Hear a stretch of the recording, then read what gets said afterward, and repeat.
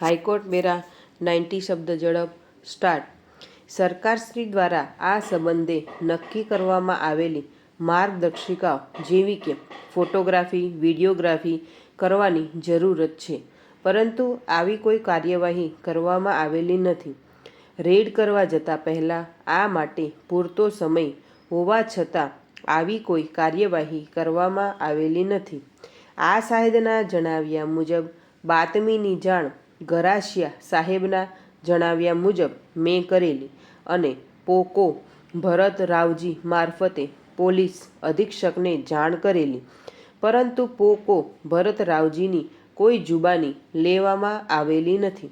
બાતમીની જાણ કર્યાના રિપોર્ટની સ્થળપ્રત આંક 28થી રજૂ કરેલ છે, જેમાં કેમ્પ એવો શબ્દ લખ્યો નથી.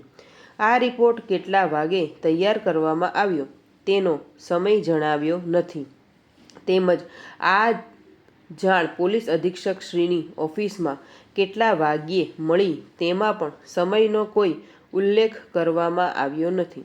આમ કરવામાં આવેલી રેડ શંકાસ્પદ હોવાનું ફરિયાદ પક્ષના પુરાવાઓ ઉપરથી જ પુરવાર થાય છે.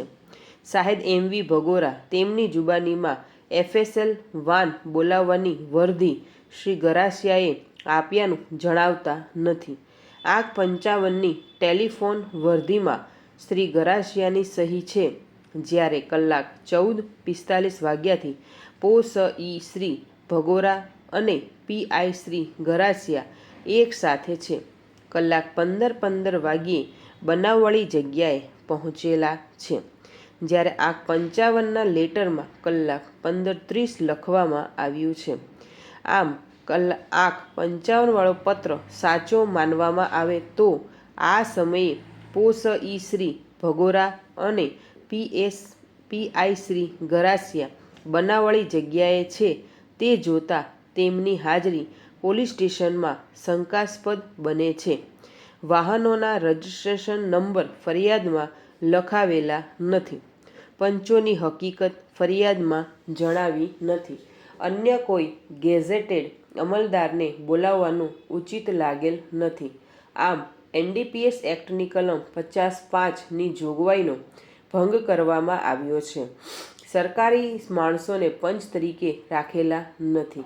આ જ અધિકારીએ 2.5-3 માસ અગાઉ કરેલી રેડમાં સરકારી પંચ રાખ્યા છે તેવું કબૂલેલું છે, પરંતુ આ કેસમાં રાખ્યા નથી કે સરકારી પંચો રાખવા માટેનું કોઈ સૂચન પણ કરેલું નથી. નમૂનો લેવા માટેની બરણી લેવા કોણ ગયું તે કોઈ પણ સાહેદને ખબર નથી, પરંતુ પ્રસ્તુત કેસમાં NDPS એક્ટની કલમ 50ની જોગવાઈનું પાલન કરવું જરૂરી નથી.